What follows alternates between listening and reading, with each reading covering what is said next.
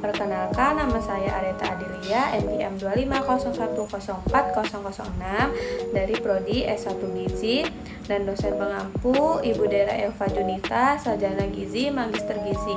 Di sini saya akan menampilkan hasil kerja saya yang berjudul Metabolisme Vitamin Larut Lemak dan Analisis Biokimianya.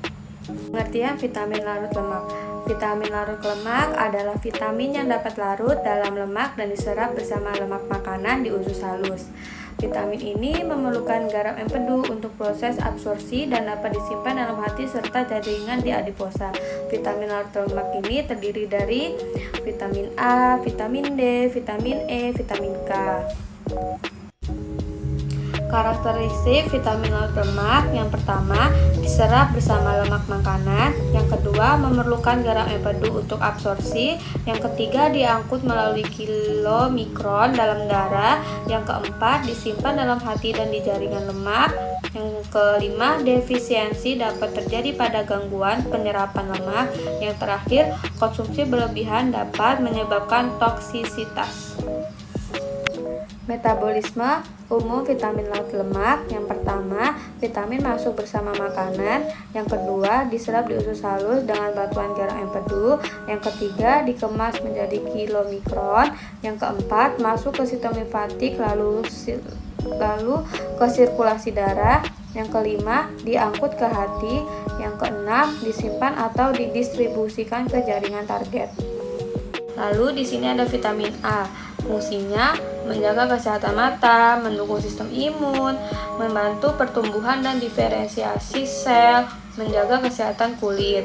Sumbernya ada hati, telur, susu, wortel, bayam, dan labu kuning. Metabolisme vitamin A. Yang pertama, vitamin A diperoleh dalam bentuk retinol dan beta-karoten. Yang kedua, beta-karoten diubah menjadi retinol di usus. Dan ketiga, retinol disimpan di hati sebagai retinil ester. Yang keempat, saat dibutuhkan, retinol diangkut ke jaringan melalui protein pengikat retinol RBP. Terakhir, di jaringan retinol diubah menjadi retinal dan asam retinoat. Vitamin A, analisis biokimianya. Yang pertama, retinal merupakan komponen redopsin yang berperan dalam proses penglihatan. Yang kedua, asam retinoat mengatur ekspresi gen melalui reseptor nuklir RAR dan RXR. Yang terakhir, berperan dalam diferensiasi sel epitel dan fungsi sistem imun. Akibat kekurangannya, yang pertama ada rabu senja, yang kedua hiperepithalmia, yang terakhir penurunan daya tahan tubuh. Akibat kelebihannya itu, yang pertama kerusakan hati, sakit kepala, gangguan tulang.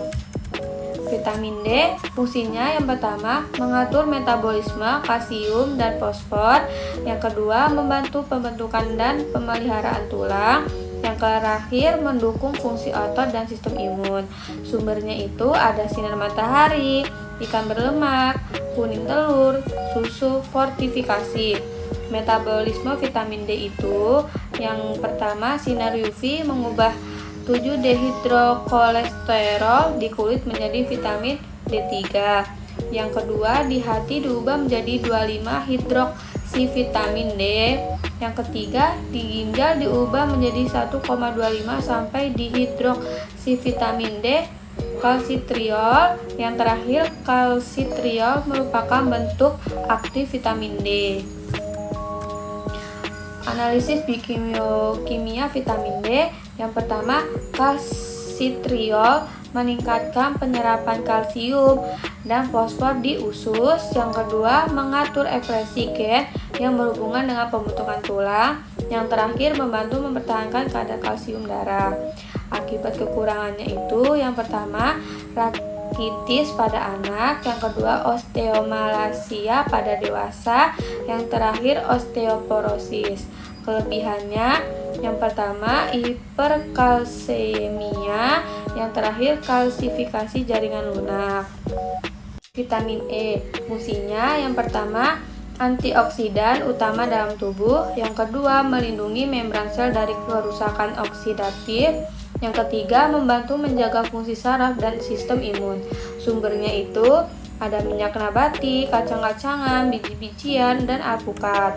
Metabolisme dan analisis biokimia vitamin E ini yang pertama diserap bersama lemak di usus halus, diangkut ke hati melalui kilomikron. Yang ketiga bentuk paling aktif adalah atokoferol. Yang terakhir berfungsi menangkap radikal bebas dan menghentikan peroksidasi lipid. Kekurangannya itu gangguan saraf, kelemahan otot, anemia hemolitik. Kelebihannya dapat mengganggu proses pembekuan darah. Vitamin K, fungsinya yang pertama membantu proses pembekuan darah, yang kedua berperan dalam metabolisme tulang. Sumbernya ada bayam, brokoli, sawi hijau, dan hati. Metabolisme dan analisis biokimia vitamin K itu yang pertama diserap di usus halus dengan bantuan empedu, yang kedua diangkut ke hati melalui kilomikron, yang ketiga berfungsi sebagai kofaktor enzim Y-karboksilase, yang terakhir mengaktifkan faktor pembekuan darah 2, 7, 9, dan 10. Akibat kekurangannya yang pertama ada perdarahan, memar mudah muncul, gangguan pembekuan darah. Akibat kelebihannya yang pertama jarang terjadi pada vitamin K alami. Kesimpulannya, vitamin A, D, E, dan K merupakan vitamin larut lemak yang memerlukan lemak dan garam empedu untuk absorpsi. Vitamin A berperan dalam penglihatan dan diferensiasi sel. Vitamin D mengatur metabolisme kalsium dan kesehatan tulang. Vitamin E berfungsi sebagai antioksidan utama. Vitamin K berperan dalam proses pembekuan darah. Sekian presentasi dari saya. Wassalamualaikum warahmatullahi wabarakatuh.